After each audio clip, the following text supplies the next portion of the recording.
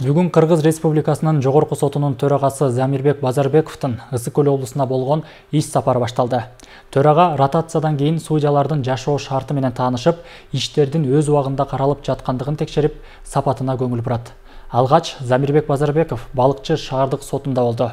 Төраганы Ысык Көл облустук сотунун төрагасы Нурлан Чериков, Балыкчы шаардык сотунун төрайымы Индира Турдумамбетова жана Кыргыз Республикасынын Жогорку сотуна караштуу сот департаментинин Ысык Көл облусу боюнча башкармалыгынын башчысы Жолдош Хасаналиев тосуп алышты. Балыкчы шаардык сотуна 2 судья Баткен жана Ош облустарынан ротацияланып келген. Учурда сотто 22 кызматкер эмгектенет.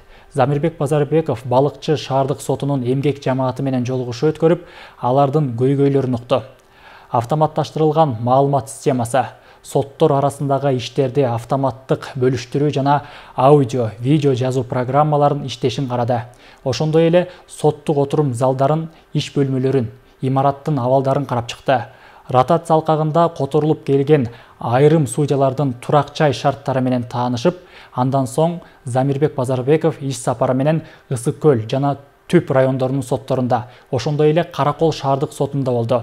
Аталган сотторго Ош, Жалал-Абад жана Баткен облустарынын судьялар ротацияланып барган.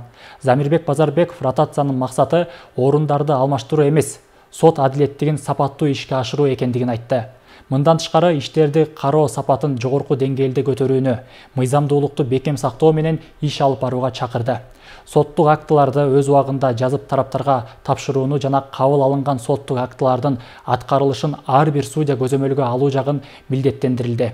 Жогорку соттун төрагасы аймактагы соттордун аппарат кызматкерлери менен дагы жолугушуп, алар тарабынан коюлган айлык акы маселеси жакынкы айларда чечиле тургандыгын кошумчалады. Эртең Жогорку соттун төрагасы иш сапары менен Ак Суу, Жети-Өгүз жана Тоң райондук сотторунда болот. Бул боюнча өзүңүздөргө белгилүү болгондой, жакында чоң иш-чара болуп өттү. Сот реформасын жүргүзүүнүн бир критерийи ушул ротация, которуштуруу.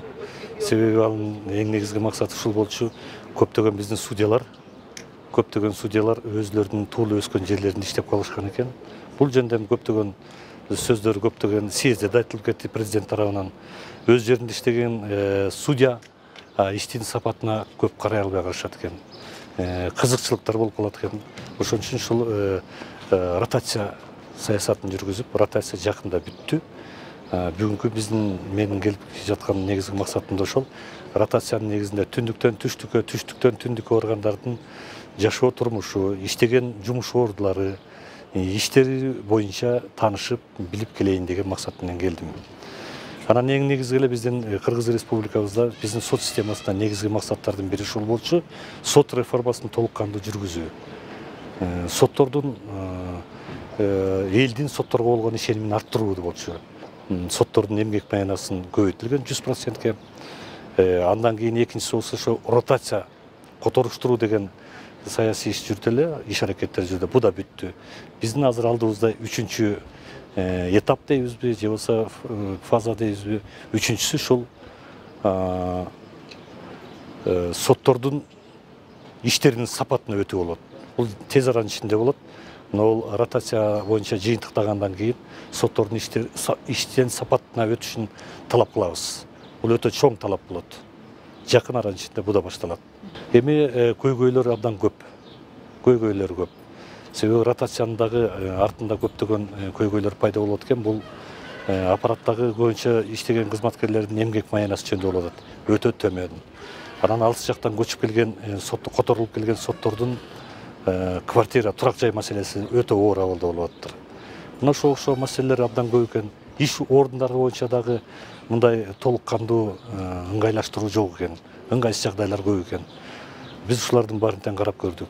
Көбүнчө айтып аткандары ушу эмгек маянасы боюнча.